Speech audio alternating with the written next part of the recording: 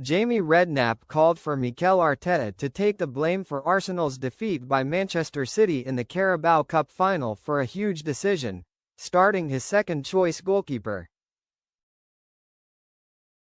Kepa Arrizabalaga got the nod to start between the sticks for the Gunners at Wembley, chosen ahead of David Raya as Arsenal's cup goalkeeper, having played every other match in the competition.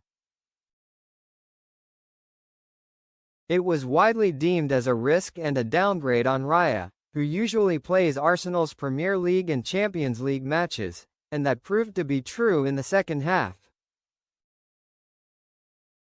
Just after the hour mark, Kepa came out of his goal to try and catch Ryan Cherki's cross, but fumbled the effort and the ball fell kindly into the path of Nico Orley. 4 minutes later, Orley would score again as City won 2-0. And Redknapp suggested that it was the wrong call to play the Spaniard, and that Arteta needs to take the blame for that. He told Sky Sports, "I know people will say sentiment because he's played in the earlier rounds, but Kepa is not as good as Raya, that's why he's your number 2.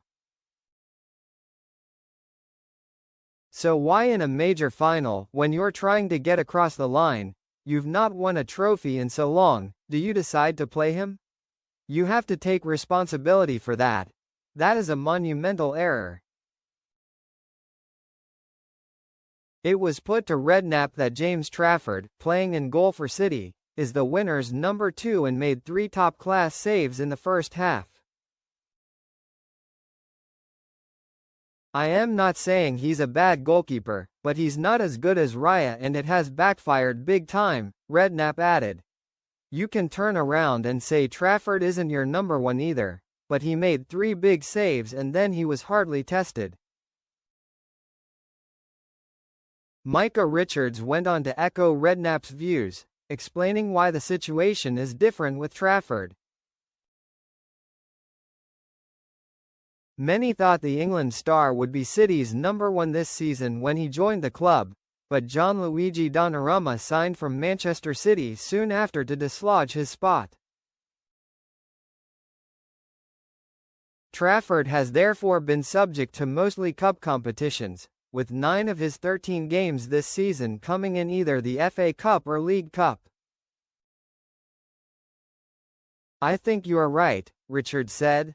"When you asked about goalkeepers at the start, Trafford was brought in as a number 1, he was ready, it's just that Donnarumma came on the market. The difference between Raya and Kepa is so big, so in a big game, you're thinking, you've got to go with Raya. Look, we can talk about it after, but ultimately we're talking about it because it cost Arsenal the game." Arteta was questioned on his call after the game, insisting he would do the same thing if in the situation again. He spoke of loyalty to his player, who has split opinion throughout his career, and how he had played every game in the competition. "I made a decision before the game based on what he has done all season," Arteta said. "The fact he has played in the competition and helped us be where we are today. It would have been very unfair to choose a different one." Gary Neville, meanwhile, said Arsenal brought pressure on themselves and pinpointed Kepa, who had repeatedly put his foot on top of the ball to slow down passing around the backline to hunt for options on where to play the ball, as an issue. It was that behavior that Neville dubbed nonsense, leading to punch after punch coming from City on the Arsenal goal. "They were knocking at the door and City's fans could smell blood behind that goal," Neville said on Sky Sports. "It is a really bad one by the goalkeeper, a real howler and a massive moment, but it was punch after punch and Orley steals in.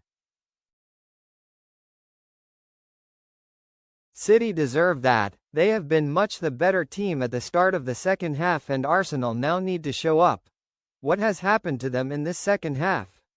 They have shrunk. Arsenal have gone missing in this second half. It's not the first time Kepa has grabbed headlines in a Carabao Cup final.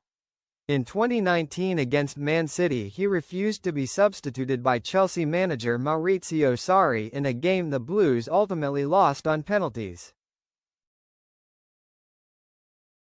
And in 2022 he came on as a penalty specialist in the final against Liverpool before failing to save any of the Reds' penalties and then blazing the decisive spot kick of his own over the crossbar.